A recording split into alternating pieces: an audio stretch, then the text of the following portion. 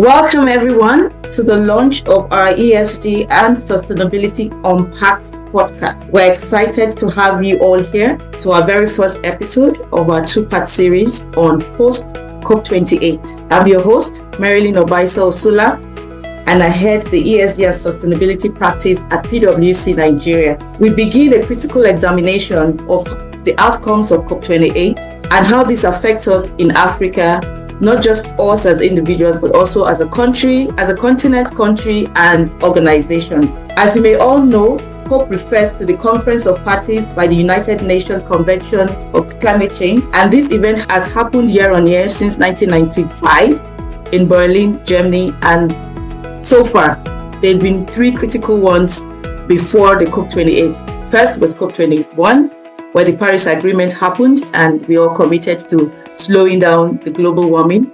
The second was COP26, where commitments were called to question, and COP27, where for the first time, how this affects us as developing and developed countries were brought to the forefront of the discussion. Recently completed was the COP28, where the conversations around developed and developing countries were deeper, and there were more fundamental conversations around how companies or countries have done so far within the climate change space. It's been a month now. We've gone on holiday and we are back, but the conversation that happened in December definitely is going to affect us from this year and going forward. And with me today is a panel of Africans from the climate change space. Three of who were part of the delegates to the COP28 from the African region of PwC, and a doctor who is very, very known in the climate change space as well. And the first discussant with me is Lulu. Lulu is a partner in strategy and our chief economist. I'm sure you can see her in the call. And at PwC, she is also the sustainability platform leader. And by this, it means that she plays a role to help us coordinate our effort as we engage and support African organizations on climate change impact and their sustainability aspirations. Second on the call is Chantal van der Waart, a director in strategy and sustainability and climate change in South Africa. She focuses on ESG transformation and climate adaptation strategy. Also on the call, it's a senior manager in our sustainability and climate change practice, also from South Africa, who focuses on just energy transition. And with me as well is Dr. Mohammed Dahiru Aminu, a policy manager on methane pollution prevention in Africa with the Clean Air Task Force. Dr. Mohammed has deep expertise in climate change, and he will let us know if what he's been doing scientifically really has an effect on us as an organization or even as our businesses. Please join me to welcome my discussant, and as we go into the first discussion on the agenda. Thank you very much, everyone.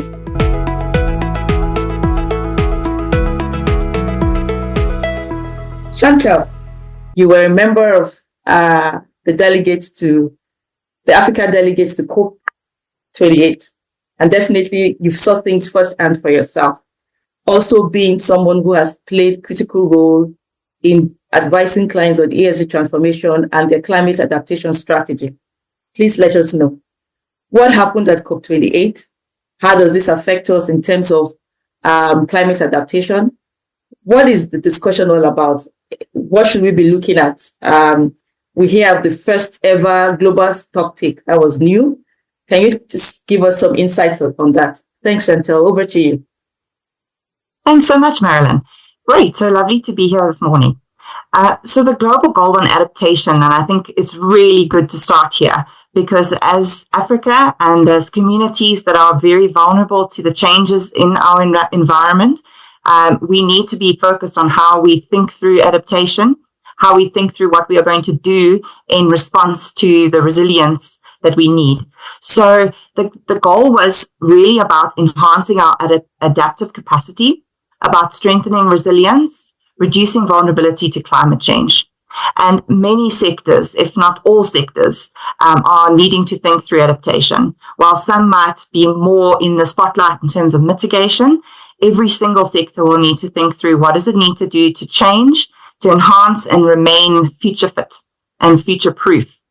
And so that's really when we talk adaptation, what we're thinking through. What are the technologies, the finance, the capacity building that we need in order to remain relevant and successful despite all the change that we see around us? So as we were at COP28 on the ground, a very, very hot year was experienced. In fact, it was the hottest year on record. And our global average surface temperature then was more than 2 degrees higher than the pre-industrial levels for the first time in November. So we are already in a world that is experiencing the impact of the emissions in our atmosphere. And that was echoed in Davos this year when the World Economic Forum released their global risk report. And those environmental risks that make up half of the top 10 risks over the next 10 years name things like extreme weather events, critical earth system changes, ecosystem collapse. So our link to water, our link to natural resources, the ability to farm and produce food, the ability to live healthy lives in a system that is safe and operating effectively is really at risk. And now is our time to think through how are we going to respond. And we need to do that in a way that is cohesive and connected. So we can't just be thinking about our energy system and the way that we think through transition, which is really important. And I know we're going to talk about it soon. But we need to be thinking about how do we manage nature loss? How do we manage our plastics, our waste, the impact that we have more broadly than carbon emissions on our social systems and on our environmental systems? And that is what the goal for adaptation really points to for me. And so what we've got to get right there are the quantification of targets and making sure that we have the right financial support. The finance gap that was recognized and echoed at Davos already after COP was that it's around $300 billion gap. So we really got to think through how we're going to get access to the right people and the right projects that's going to help our communities prevent extreme loss and damage from climate impact and think through how they can be resilient to the changes that they're going to experience in their respective sectors.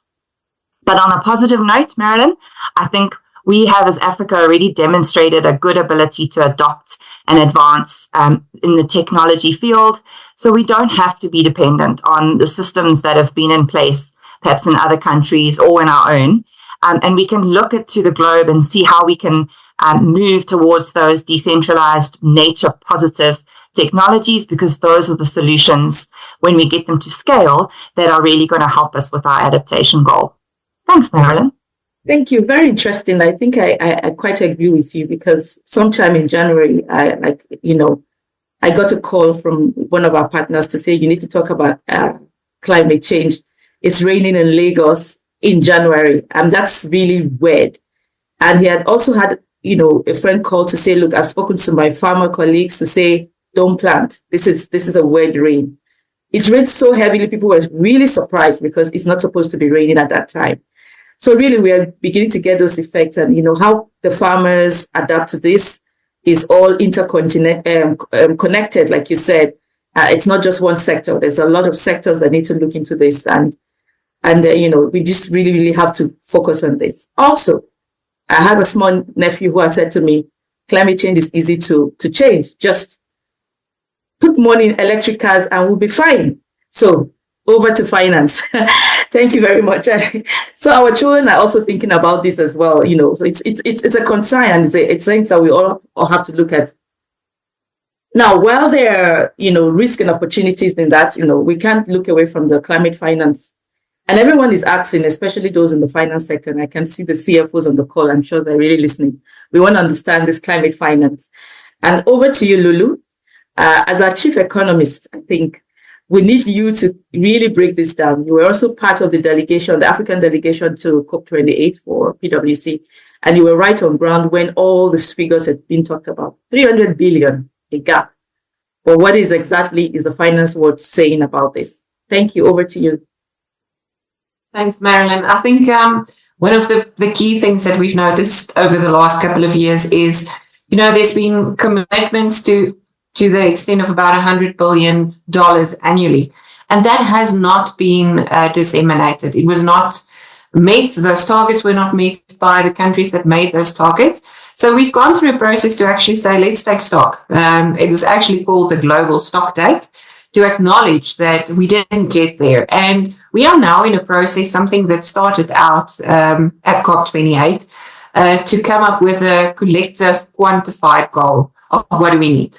Now, the range of funding that is needed is at the moment estimated anywhere almost close to $6 trillion US dollars. So between 5.8 and 5.9 trillion up to 2030 to actually meet the needs and the priorities of developing countries. So we didn't get there in the past. We know that there's a lot more that's needed. And countries, especially in the developed world, that have committed money has said we realized we fell short of it.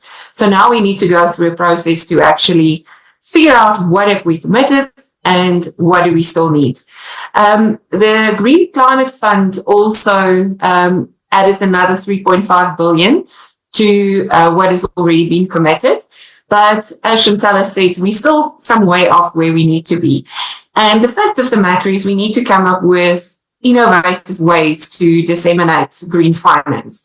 If you look at typical infrastructure projects, for example, there's certain risks and rewards and ways that we've become used to doing things. And the truth is we need a different approach for green projects and green finance. We need to think differently from the way that we've been doing things. And some of the ideas, some of the innovative ideas that have been coming up and that people have been discussing, rolling out, etc., is trading systems, greenhouse gas trading systems, green bonds, green loans. A very interesting one for me personally is debt for climate swaps. So although swaps is something that's common in the financial world, and now we're talking about how do we roll it out in the climate environment. And then also looking at public-private partnerships. This is crucial because what we're seeing is governments are saying, we have funding, but up to a particular level. And the private sector is saying, we have funding, but there's a risk component that we're not comfortable with. And we need these two parties to get together and to meet each other to actually breach that. So the question is, how can the traditional finance institutions adapt the way that they're doing things? And how can governments actually come to the table and say, well, we're able to breach that gap? And that's where the development finance institutions and developed countries in particular come in. And then the last bit, and that's probably as exciting, if not even more exciting than some of these innovative financing ideas that we're talking about, is new technology. At what point do we scale? How do we scale? Because we need to do things fast. That's the point. And I think Africa as a continent has proven that we are ready to take on new technology. If you look at certain industries, telcos, IT, new, communication technologies, other types of technologies, we can actually leapfrog. And we've seen some very, very interesting things already being done on the continent. Yeah, absolutely. Thanks, Lulu.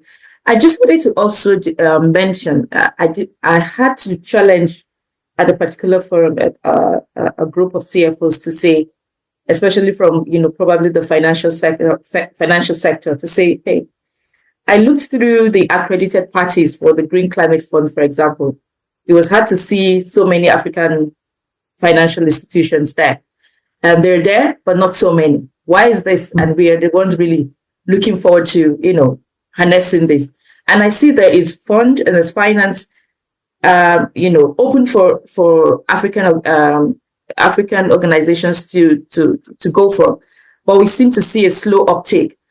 Why is this the issue? I mean, what do you think is the problem? Because even if we keep on talking about climate finance and the uptake is really slow, then we're not going to still meet up with all the goals that has been set at COP28. Marilyn, it's complex, but I think one of the key messages that I've picked up is if you look at some of the solutions that the developed world wants to provide and how they want to finance some of these initiatives. Development finance institutions have very specific criteria. They would say, I only finance this type of project, or I only do this or do that. And that kind of approach is quite possible if you're looking at a developed nation where everybody has, let's say, access to electricity, and we now need to move to an alternative source of energy. But if you look at Africa, you would have a community, for example, and some people in the community would need electricity 24/7. Others would say, listen, I'm at an income level where I can't afford full electricity, for example, but I would like to keep my fridge running at least for some time.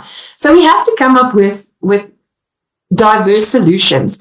And it seems that we are struggling to get the development finance institutions to buy into that, to articulate that, to pull all the parties together. And in some instances also, as Africa, we don't necessarily know how to structure that. So there's a very important bit in the middle where we need to think about technical on-the-ground solutions. It's often about what happens on the ground and how do we do that. And then the other thing that I hear, but I'm less convinced of that, is that governments in Africa are not necessarily always very clear about their policy approaches. So, when companies or development finance institutions or, whoever is looking at it, they're thinking, but I'm not sure where this government is going, and they're not being clear about their policy objectives. So that is something, but I think that's probably less of an issue. I think the bigger thing is that the solutions that is currently being used in the developed world cannot be just, plug in, copy and paste onto the South Africa or the African environment. Sorry. That sounds like there's a lot of opportunities there for, for structuring, for frameworks, for deep discussions, guiding government, organizations, private partnership discussions and things like that. And I look forward to seeing Africa do a lot of those this year and going forward so we can harness more of the climate finance. But lastly, to you still, Lulu, it's on the Lost and Damaged Fund that excited Africa at the COP27. What is it like now at COP28? What is it? Where is it after COP28? So as you mentioned, at COP27, when we eventually reached that agreement to set up a loss and damage fund, everybody was really excited about it. But the challenge is that, again, similar to finance, the dissemination and bringing everybody on board and implementing the fund at this point in time is still a challenge. We have still some way to go. A lot of commitments have been made, about $700 million USD from various countries. So it's a step in the right direction, but we're slow in terms of implementing. And, the bottom line is, as Chantal said earlier, we just cannot afford to drag our feet any longer. Yeah, absolutely. So we look forward to seeing some progress in that area. Thank you, Lulu, for that. And now going to technology, going to the sector that speaks to climate change. And when I speak to clients and we're talking, some will say, this climate change discussion has no business with me. But when we take it to energy, everyone's ear is open because there's no organization, no country, no individual who doesn't use energy. And that's why the term just energy transition is very important. This is where the impact really hits everyone, very critically. We could have said agriculture, yes, but more critically, the energy sector. And so to discuss this is Matt, over to you. It looks like finally there's an understanding that the transition between the developing countries and the just transition for developed countries can't go at the same pace. And that's definitely some of the outcomes from the COP28. But you were there on ground. What was the perception? What do you think? Did it make sense to people? Were there any critical agreements that were made? What should organizations be looking at? Because the transition will definitely happen, but everyone then needs to key into it in one way or the other. Can you take us through that? Thank you, Matt. Thanks, Marilyn. Yeah, so at COP, there were some really big agreements, one of the biggest being the final wording of the text, which talked to transitioning away from all fossil fuels, which is the first time that all fossil fuels have been included in the final wording out of a COP. Obviously, what's important for Africa is, we've got over 600 million people in Africa who don't currently have access to electricity. Bigger And traditionally, the way that the population have gone about this is either accessing energy through burning fossil fuel, or traditionally through fossil fuels, because they're cheap and it's the source that Africa's got access to at this point in time. But alongside that, the wording in COP, there was also a commitment to triple the world's renewable energy capacity, as well as doubling energy efficiency within the next decade. And I think that's vitally important for Africa. Mm-hmm. What it does mean is there's a potential risk of job losses in the traditional fossil fuel sectors. And so what is also important in the final text is that there was wording that then spoke to doing this in a just, orderly, and equitable manner. And I think that's vitally important for Africa. With the renewable energy coming into the continent, what we've seen in this space is that a lot of predictions around renewable energy growth have just been completely out. And the IEA last year had to update their predictions around how quickly the world's going to hit its renewable energy targets. And that's because of the cost of renewable electricity at a sort of a utility scale at this point in time. It's one of the cheapest sources of electricity for utility. So even if we don't do any further changes around policy and legislation, the cost side of things is going to drive renewable energy forward. So with that, obviously, there's a lot of potential for the creation of jobs within the green sectors. But the just transition still needs to be managed, because you don't necessarily translate people from fossil fuels into the green sectors. And so how do we manage that? And I think this is where Africa starts to sort of stand above the rest, because we often see Africa, hasn't quite got to grips with it. We still have so many people that don't have access to electricity and this sort of stuff. But really shining lights, and I'm going to use the South Africa example, is in 2022, South Africa released its Just Transition Framework that was developed by its Presidential Climate Change Commission. This was then adopted by Cabinet, and it's a world first for a country to develop such a framework that guides a just transition forward. It talks to practical issues relating to, jobs, the local economy, skills that are needed, what are the governance systems that are needed, and really sets out a framework for how we move from fossil fuels to renewables.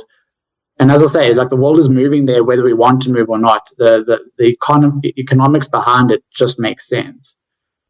But there's a few things that we've spoken about in terms of this, and I think what's going to be key, and listening to some of the Davos conversations, was one of the key messages that came out to me was this word collaboration. And Lulu spoke about the finance side of things, and that collaboration between the public-private, how that goes forward is going to be so critical to Africa achieving its energy transition agenda and making sure that we bring people along with us on that journey. Yeah. Thank you, Matt. I think what's very interesting I see in Africa is the innovation that also the just transition is driving. Like you said, the uptake of renewable energy is really growing very strong, especially because it's coming from a challenge where there's not enough there's no enough access to the energy, especially at the home front. And so you see people really, picking up on that. And it then tells the finance world where to, drive finance to. So we hope that we would get innovation that is scalable, that would drive equitable energy sources and in a sustainable manner. And, Africa gets to industrialize as well in a sustainable manner. I think those covers all those concerns, but I agree with you. The economics make sense. And if it's scalable and we get good finance for that, that will drive a lot. And it would also help with the climate change. Luckily, Africa is not emitting as much, but still, if we industrialize sustainably, then we would be in a better place than most of the developed world. And I look forward to seeing Africa doing that. Arising from that is going scientific. You said quite a lot. And I will just move over to Dr. Mohammed. Dr. Mohammed, you've done a lot around methane, a lot about all the gases that, are beginning to cause or have been causing the climate change issues and discussions. I just want you to tie that to business. I want you to also tie that to the effects that it will happen per sector and what your general perception would be. Thank you, Dr. Mohammed. Hello, everyone. Thank you very much for having me here today on this podcast. With regards to the question on methane emissions and how viable it is for African countries to be able to take advantage of the opportunities that lie in cutting down emissions of methane, it's important to start by recognizing that methane is a powerful greenhouse gas and it is a short-lived climate pollutant, or an SLCP as we sometimes call it. It is primarily emitted by human activities and it has an atmospheric lifetime of around 12 years. Now, methane severely exacerbates climate change. This is no news, but also it has a number of indirect effects on human health, crop yields, and the health of vegetation through its role as a precursor to the formation of tropospheric ozone. Having said that, I think that it is important to recognize that the problem of methane emissions and how to reduce it lies solely in understanding, first and foremost, that methane emissions mitigation is not as expensive as carbon dioxide emissions mitigation. So usually the funding that is required to reduce methane emissions may involve doing simple things or simple practices in the industry, such as closing your lid, or checking how effective are your valves, or checking how efficient are your pipeline for transporting natural gas, etc.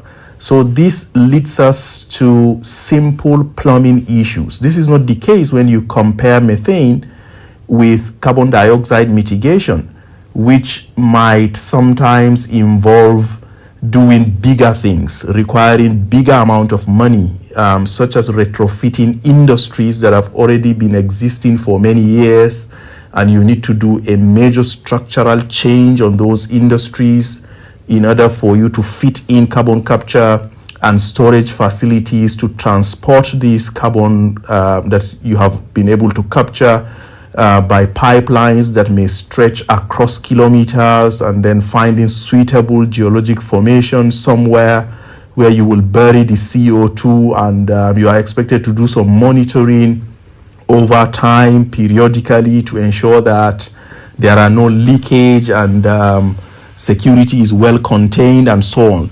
Methane is not in that category, because most of the time what you are saving when you reduce methane emissions will be paid for, or rather, the effort that you will put in, or the funding that you require in checking methane emissions, will be paid for by the gas or the methane or the natural gas that you are actually saving.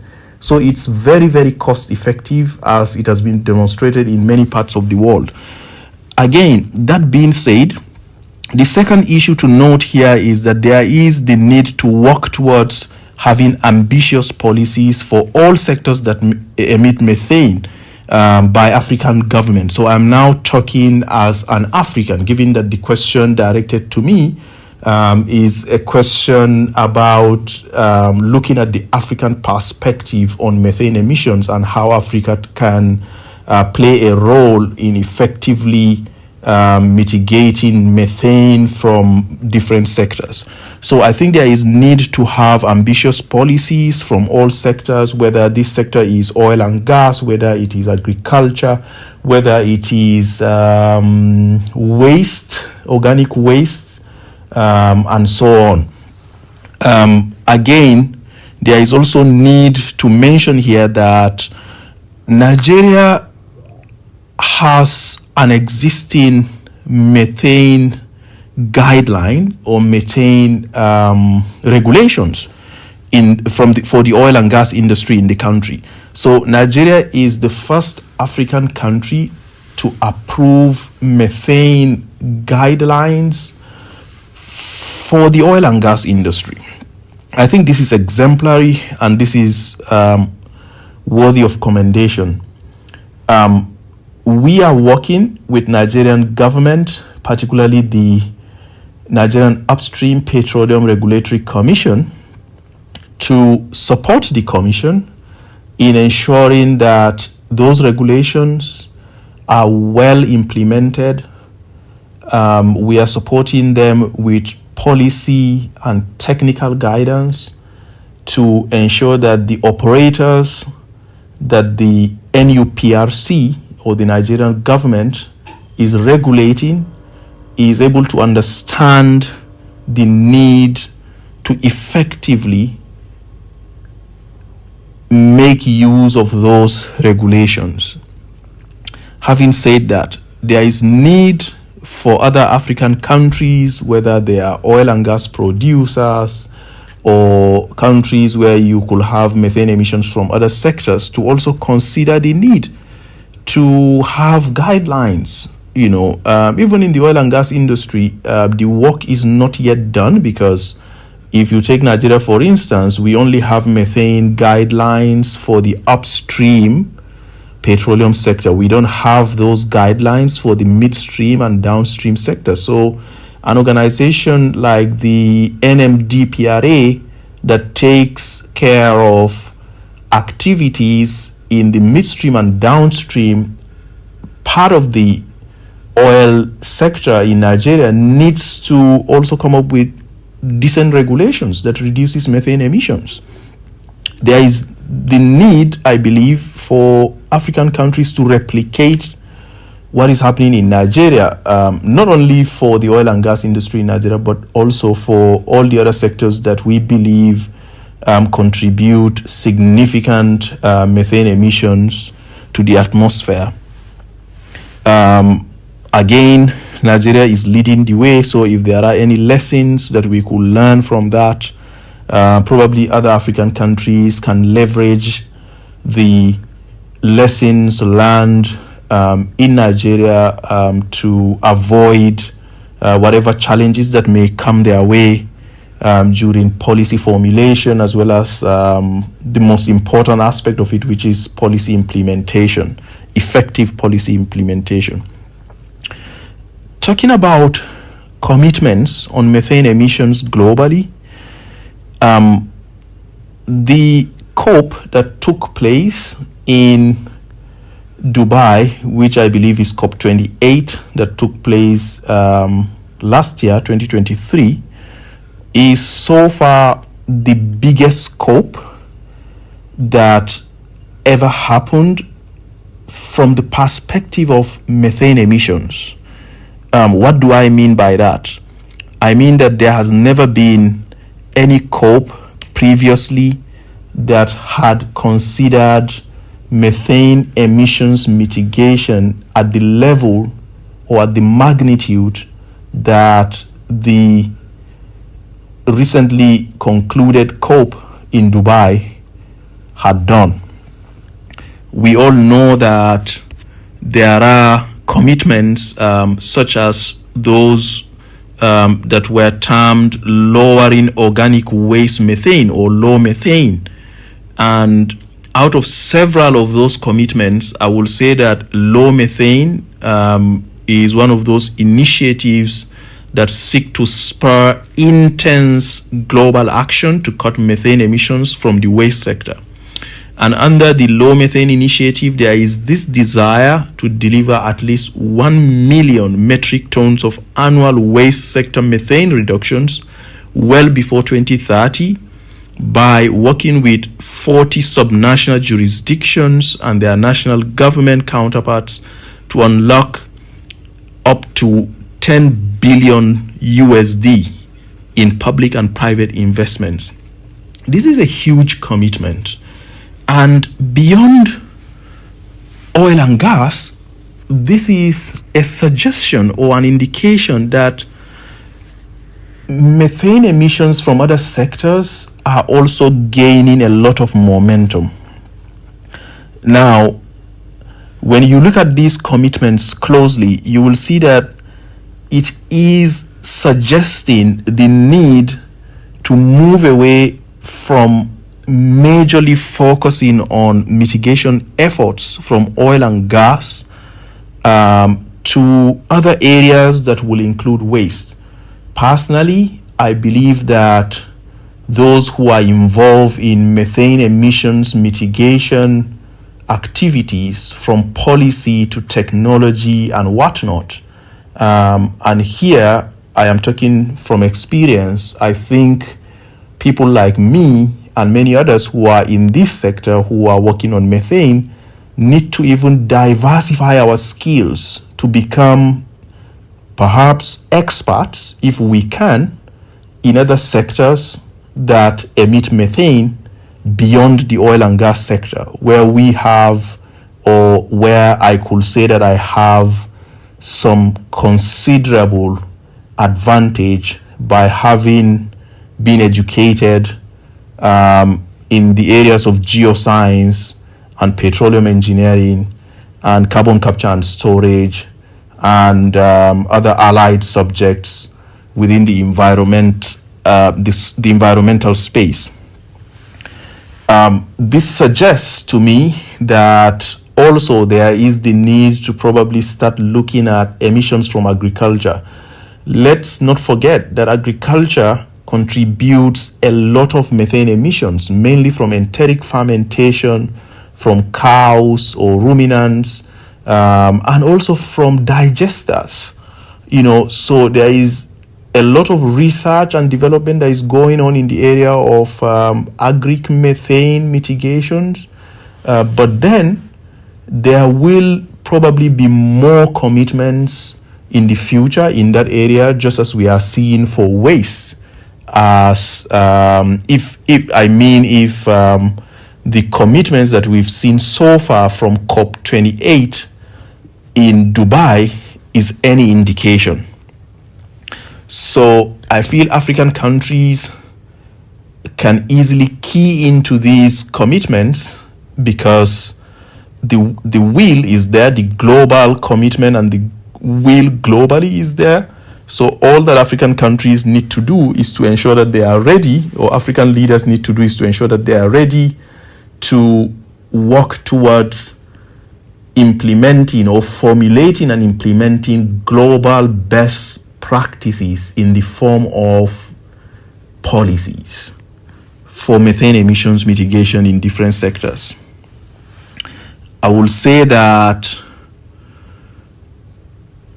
there is a lot of opportunities to work on emissions, and we shouldn't relent. Thank you. Fantastic conversation, Dr. Mohammed. Thank you so much for taking us through this very interesting conversation. Now we're going over to the opportunities. Chantel, you spoke about climate adaptation and the transformation required. Let's bring it down to our everyday business, our everyday work. What 3 areas of the economy do you think that the climate change is going to push? What 3 new areas or emerging areas do you think that the climate change is going to push as a very great opportunity for countries? Right. So I think I'm going to draw back, Marilyn, to my initial points around the links and how we need to solve in the system. And I think one of our big opportunities is to start thinking about it in the way that we are solving for more than just carbon emissions and the mitigation, but we're also solving for increasing quality of life. So we're decoupling our growth and our industrialization from the impact that has had in the way it was done before. And there's so many lessons that we can learn from other economies that didn't decouple and are suffering from the result of air pollution, nature loss, ecosystem collapse, so water scarcity. So let's think about, in terms of the big growth areas, I think it's going to be those that are able to help us decouple. So we are using less resources to get the result we want in terms of quality of life, human health, access to finance, access to opportunities, new business opportunities. And so if we think about it at the moment, over half our total GDP, it equates to about $44 trillion US, is moderately or highly dependent on natural resources. And so therefore, if we look at how we are at risk in that area, the opportunity to turn that on its head is that if we can create business value, let's be entrepreneurs and create new businesses that solve for our water crisis, our health crises, access to finance, access to technology, and create business value. We can see sort of trillions of dollars rather in the positive, as well as new jobs linked to sort of addressing some of our sustainable development goals by 2030. So there's definitely ways, and I know I'm being high level, but I think the key principle is we've got to be creative in the way we think through how we do business. What is going to generate revenue in the future is going to look different from how we generated revenue in the past. And if we can be creative about circular thinking and design out waste, those are going to be the things that are going to really, really sort of leapfrog society and be very, very popular in terms of investor circles. Absolutely. So we're looking at things like the circular economy, the green economy, the blue economy. Interesting times ahead. We hear about creating jobs like the green jobs. I don't know if there's something called blue jobs, but let's see. But there's green jobs, I know. So there's loads of opportunities. And I see, especially a lot of our Generation Z and millennials picking up this innovation and, quite exciting. We hope the finance structures will then pick up pace with that. Also, just going back again to the Lost and Damaged Fund, I think from what we see, I think what we need, the countries need to look at right now is to say, who is the custodian of this fund? Who is the fund with? I don't know. Where exactly is this fund going to sit? Is it the World Bank, IFC? What's the approach? And things like that. Lulu, what do you think about that? I think that loss and damage will be very, very critical for Africa in terms of adaptation, especially. There's a lot of flooding issues. There's energy issues, and people also want to pick up on those kinds of funds. How do you see that going forward? Yeah, Marilyn, I think that's a conversation that we get back to quite often, as they say, but, as Africa, we definitely not the main contributors to climate change. So why should we pay for it, first of all? And then secondly, we and other developing nations are most severely impacted by it. The World Economic Forum, Chantal mentioned the global risk report in the beginning of the conversation. And one of the key things there that's been highlighted as a risk is where people have to forcibly migrate, because of circumstances, either flooding or droughts and so on. And we're going to see a lot of that, unfortunately, in Africa, if it is going to happen. So I think, and that's the point where adaptation comes in as well. We can, there's mitigation that we can do, but some of these things are going to happen. So how are we going to look at it? How are we going to help those countries and people? And that's where the Loss and Damage Fund comes in. However, it's been a bit controversial, it's, I suppose, it's a little bit, and I don't want to equate it to that kind of relationship. But, if you're a parent and you give your child money and you want to look at how they spend it, I think there's a little bit involved in that. And of course, of that involved. And of course, you want to get to a point where the money goes where it's most needed and has the most significant impact. So that's part of the challenge with the Loss and Damage Fund at the moment is how would the application process be managed? How much would go where? How do we manage it? And the thinking at the moment is to try and make that as diverse and as objective as possible. You definitely don't want a situation where everything is managed by the developed world. Let's be honest, if we look, for example, at some of the money that was distributed during COVID, a lot of that funding through the IMF actually ended up in the developed world, although that was not the intention. So that is really something that we need to guard against at the moment. Having said that, I want to come back to what I said earlier. It's really crucial that we get moving on this. So let's sort that out, not be precious, realize that this is a problem that affects all of us. It's going to impact all of us. So let's get to a solution and get moving. Yeah, absolutely.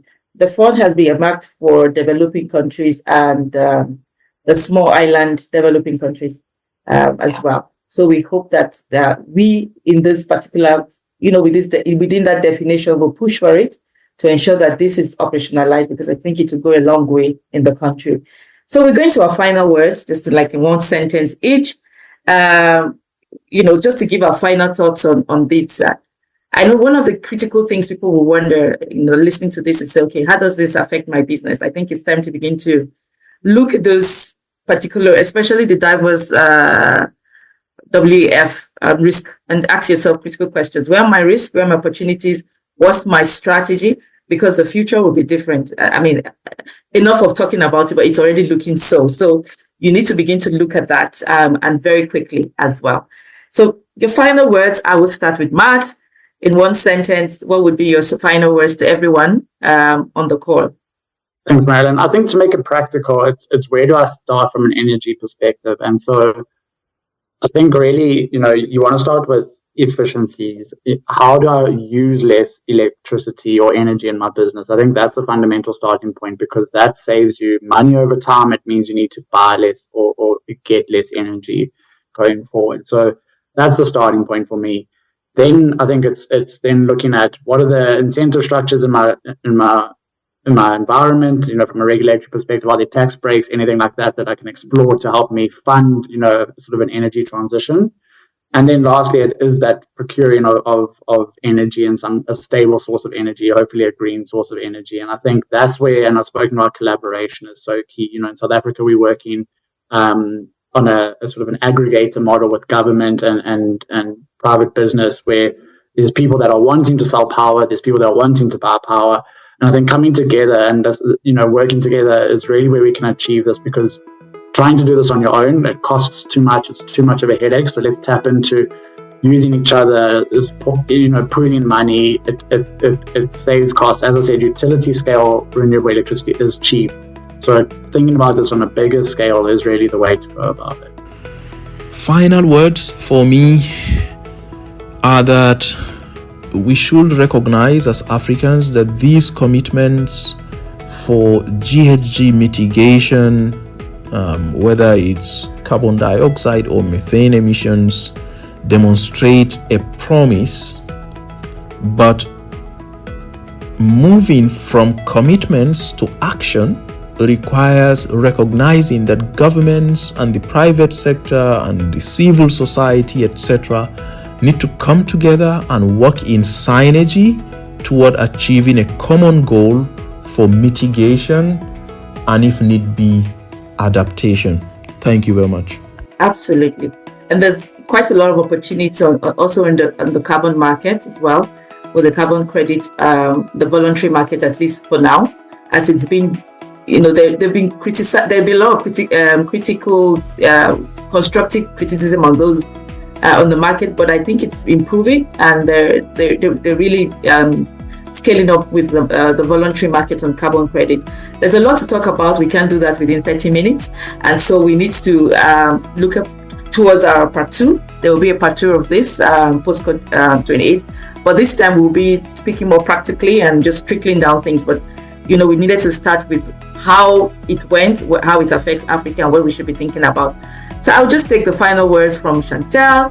I think we had a lot from Lulu. So let's just take the final words from Chantel, and please stay tuned as we look forward to the second part of this COP28 post COP28 series. And please send us your questions as well. And Chantel will be giving us the closing. Thank you, Chantel. Over to you. Thank you for that opportunity. Great. So I would say let's look at our operating context differently. Fresh eyes on what we could achieve out of this risk, dilemma, and challenge we have. Don't discount the future, and let's really prioritize those sustainable development goals. Thank you, everyone, and see you at the next post COP28 discussion. Send us your questions so that we are addressing them, as to make you happy. Yeah. Thank you, everyone. Bye.